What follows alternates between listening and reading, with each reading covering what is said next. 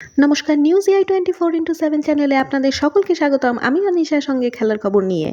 ওয়াংখেড়েতে চরম উত্তেজনা, সম্পূর্ণ উন্মাদনা। রোমারিও শেফার্ড একটি অবিশ্বাস্য ইনিংস খেলেছেন, যার প্রশংসা করেছেন ক্রিকেটের ভগবান সচিন তেন্ডুলকর স্বয়ং।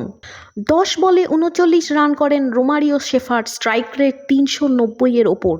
মুম্বাই ইন্ডিয়ান্সের শেষ ওভারে দিল্লি ক্যাপিটালসের এনরিক নর্টজেগে 4টি ছক্কা ও 2টি চারের আঘাতে গুঁড়িয়ে দেন তিনি।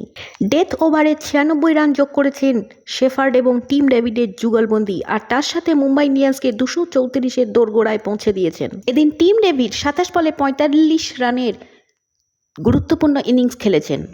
বলা বাহুল্য, হিটম্যান রোহিত শর্মা ও ঈশান কিষান পাওয়ার প্লেতে বিনা উইকেটে 75 রানের প্ল্যাটফর্ম তৈরি করে মুম্বাই ইন্ডিয়ান্সকে আত্মবিশ্বাসী করে দিয়েছেন, কিন্তু রোহিত শর্মা তার হাফ সেঞ্চুরি থেকে বঞ্চিত রইলেন। 27 বলে 49 রানের শক্তিশালী ইনিংস খেলে তাকে সমাপ্ত হতে হয়। দিল্লি ক্যাপিটালসের অক্ষর প্যাটেলের বল তার ব্যাটে প্যাডে লেগে অফ স্ট্যাম্পকে হিট করে। ঈশান কিষানের 23 বলে 42 ও হার্দিক পান্ডিয়ার 33 বলে 39 রানের দুর্দান্ত ইনিংস মুম্বাই ইন্ডিয়ান্সকে অনেকটা আত্মবিশ্বাসী করে দিয়েছে। ব্যাটে ও বলে সাফল্য পেয়েছে শেফার্ড। ঝড় উঠেছিল তার ব্যাটে। ঝড় তোলার আগে দিল্লি ক্যাপিটালসের প্রথম উইকেট ডেভিড ওয়ার্নারের গুরুত্বপূর্ণ উইকেটটিও শেফার্ড নিয়েছিলেন।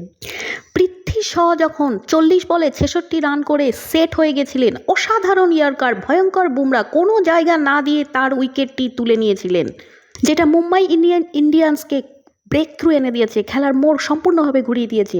দিল্লি ক্যাপিটালসের ঋষভ পান্ত, তিলক বর্মার মতো গুরুত্বপূর্ণ ব্যাটসম্যানকে জেরাল্ড কটজিয়া আউট করেছে। সর্বসাকুল্যে তিনি পেয়েছিলেন 4টি উইকেট।